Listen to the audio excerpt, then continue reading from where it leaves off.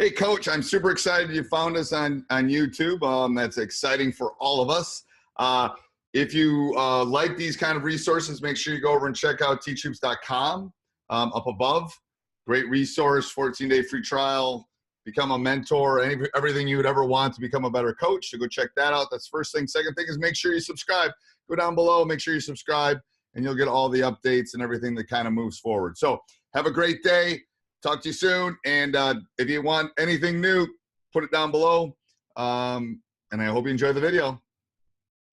Everybody, welcome to YouTube.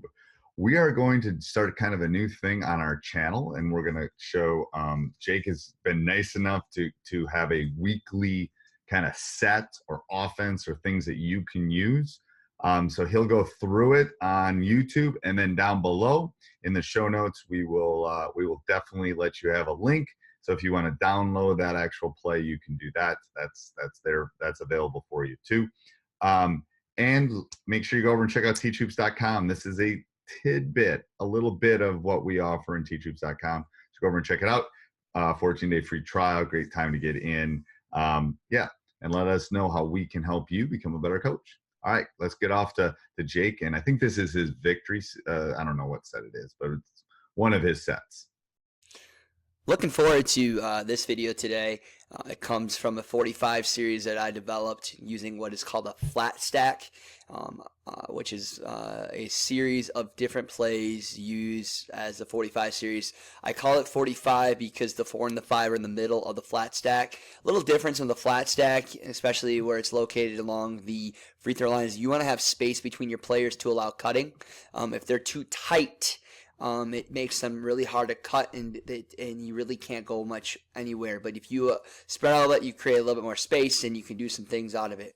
So there's 4 different plays in this series, and I will put the PDF under the show notes that you can be able to have access to later on. But if you look here, this one's really simple. A 2 and the 3 pop out to the 3-point line. The initial 4 and 5 screens is the 4, and he makes a curl cut to the ball. That is the first option. Then your second option is the 5-man is going to then go immediately and screen the 2-man. So it's a screen and then screen again action. And that is basically, I believe, the last part of the first 45 series. I do it in thumb. I like to do often with my plays. I like to do nonverbal. So the 45 series would have been a series of different thumb actions.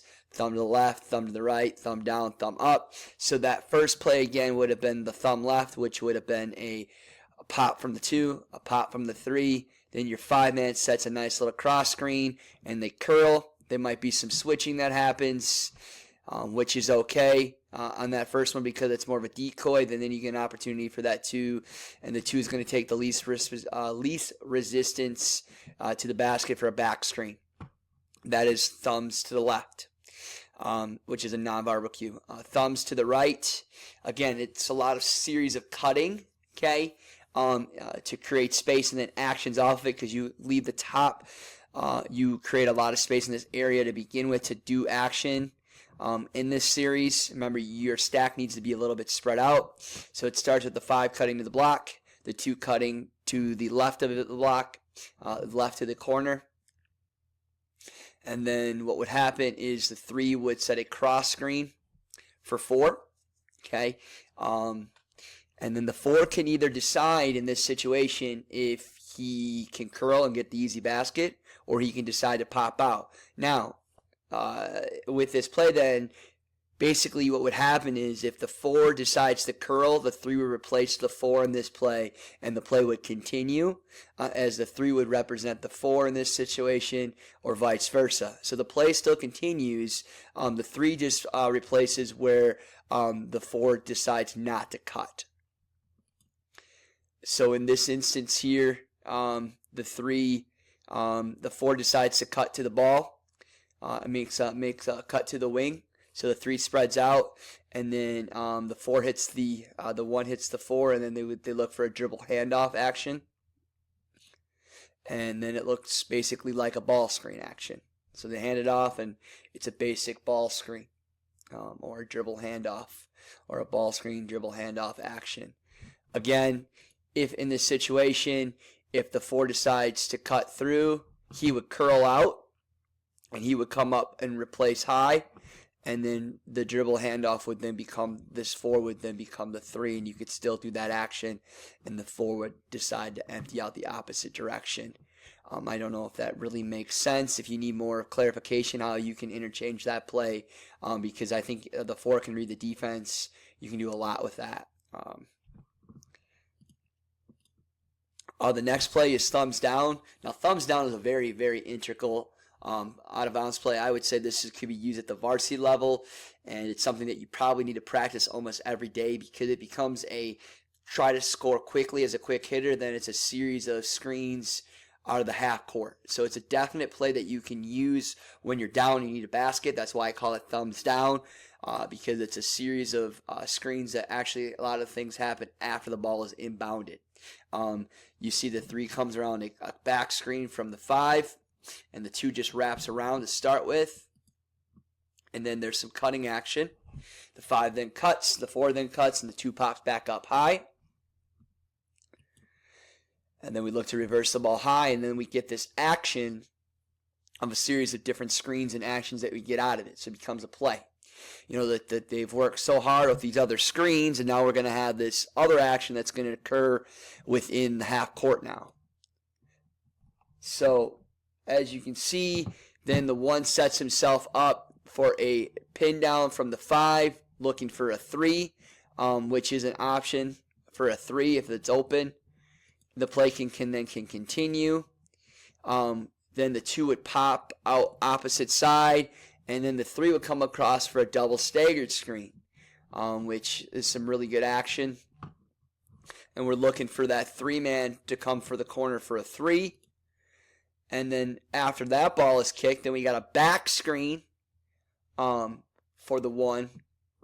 And then all else after that, we look to then a back screen to a ball screen on the opposite side into a double staggered screen. Now, man, that's a pretty very in-depth out-of-bounds play. It's an out-of-bounds play that really turns into a half-court set. But if you really work on it, you can get a lot of different things out of it. Sooner or later, the defense is going to break down, and you're going to get something, whether it might be even a screen and seal. Something's going to occur. So it's probably a really good out-of-bounds play if you practice every single day for even 3 minutes a day in practice. You're going to get a lot out of it because there's so much action after the ball is inbounded.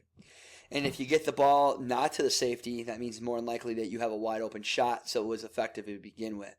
And then the last one is more of an easier play. I call this thumbs up. 4 cuts to the block, 3 cuts to the corner. 5-man sets looks like he's going to cut and then sets a back screen for the 2. The 4 decides to lift, and the 5-man replaces where the 4-man became where he came. Very simple play, but can be very effective. If you use it multiple times, I would say the last one that I would even decide to install would be definitely thumbs down. But you can make changes. You might just like, through this podcast, this idea of a flat 4 stack with some spacing and do some other screens, or maybe you want to only use a part of it. Sometimes it's the idea of the setup. What can you do? This is not ends all regarding to a flat stack. You can do a lot out of it. You could create more cutting action into screening action. You could just do all cutting, because sometimes cutting is more effective than screening. But again, this is just a different way to do some out of bounds plays actions for your team. I hope you enjoyed. If you have any questions, you can email me or contact me at any time. Thank you. Hey, Coach, I hope you enjoyed that video. If you're looking for more videos like that, check out teachhoops.com for coaches who want to get better. 14-day free trial. I do not think you'll be disappointed.